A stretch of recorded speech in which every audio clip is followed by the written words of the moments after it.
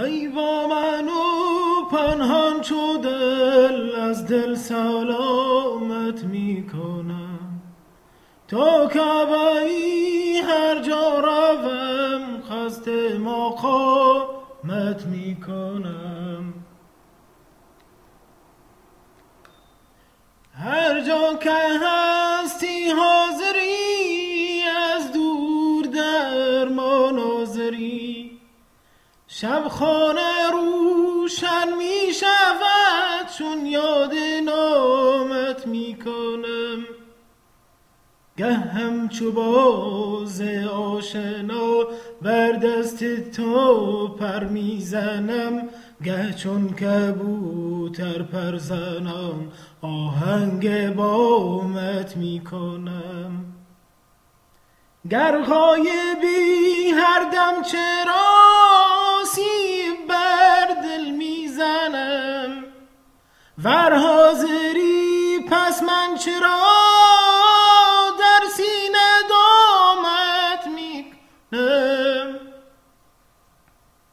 گر غایبی هر دم چرا سیب بر دل می زنم، ور حاضری پس من چرا در سینه دامت می کنم. دوری بتلیگ از دل من در دل تو روزنیست، زن روزنی دزدیده من چون مه پیامت می کنم. ای آفتاب از دور تو بر ما فرستی نور تو، ای جان هر مهجور تو جان را غلامت می کنم. من آینه دل راز تو اینجا ساقالی می دهم، من گوش خود را دفتر لطف کلامت می کنم. در گوش تو در هوش تو و در دل پرجوش تو، اینها چه باشد تو منی ون وصف عامت می کنم. در گوش تو در هوش تو و در دل پرجوش تو،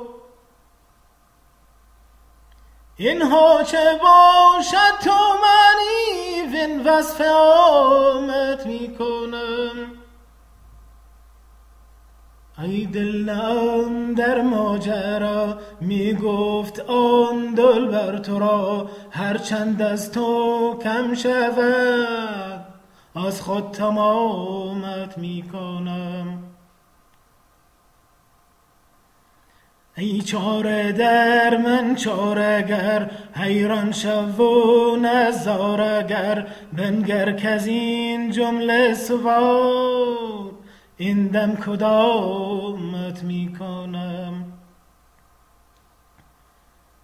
گه راست مانند الف گه کش و حرف مختلف، یک لحظه پخته می شوی یک لحظه خامت می کنم. گر سالها ره می روی چون مهره ای در دست من، چیزی کرامش می کنی زم چیز رامت می کنم. ای شه حسام الدین حسن میگوی با جانان کم من، ای شه حسام الدین حسن میگوی با جانان کم من. جان را غلاف معرفت جان را غلاف معرفت بهر حسامت می کند.